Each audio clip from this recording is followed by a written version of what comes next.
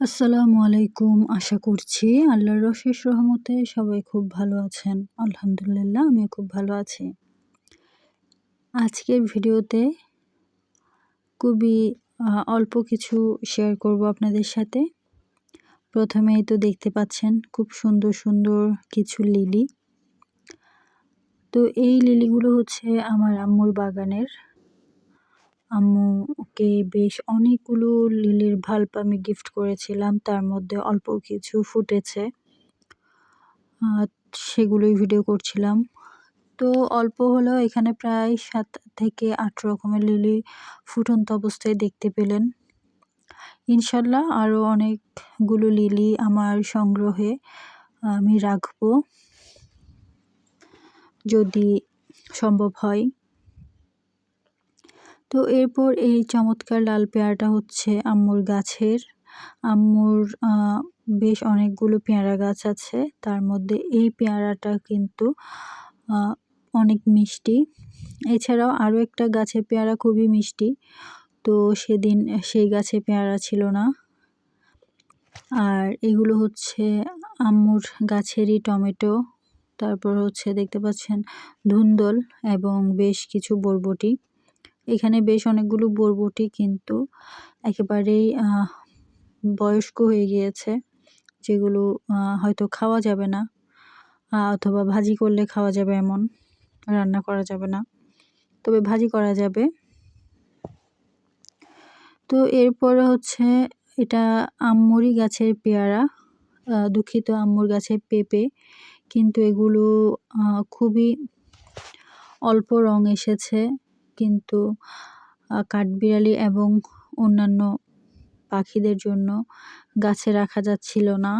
আর উপরেও মোটামুটি কিন্তু মনে হচ্ছিল যে পেকে গিয়েছে।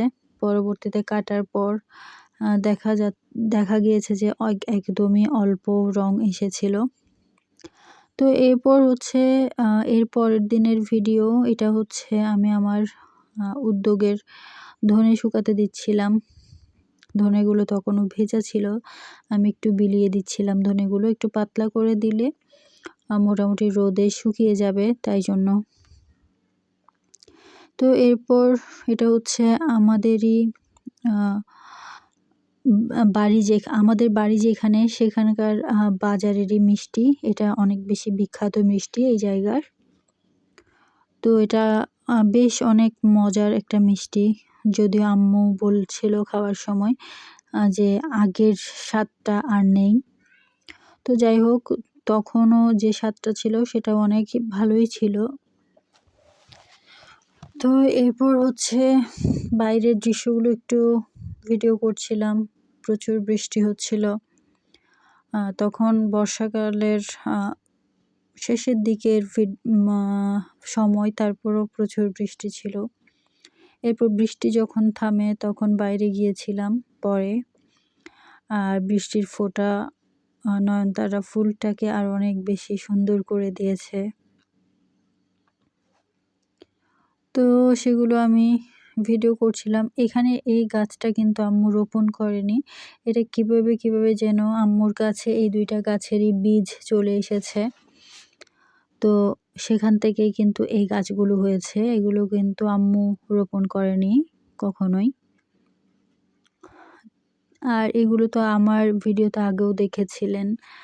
আমার হচ্ছে কাটা মুকুটের বেশ অনেক ভিডিও আমি আগেও শেয়ার করেছি।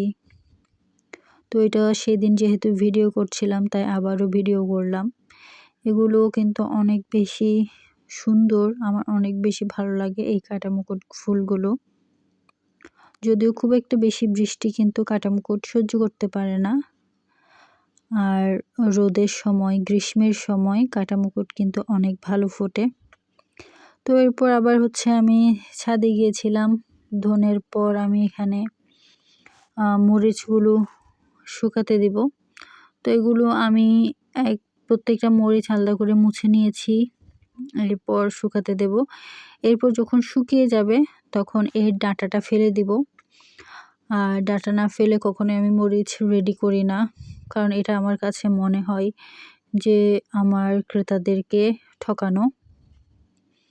তো এখানে গরম মশলাও কিন্তু আমি শুকিয়ে নিব। আর দেখতে পাচ্ছেন এটা যে আগে যেগুলো নিয়েছি সেগুলো পরের দিনের ভিডিও করছিলাম। তো এই বেগুন এবং বরবটিগুলো আবার পাওয়া গিয়েছিল। তো আজকের ভিডিওটা আর বড় করছি না। আপাতত আজকের জন্য এতটুকুই। ইনশাআল্লাহ পরবর্তীতে আবারও আপনাদের সাথে দেখা হবে নতুন কোনো ভিডিও নিয়ে। সে পর্যন্ত আল্লাহ হাফেজ।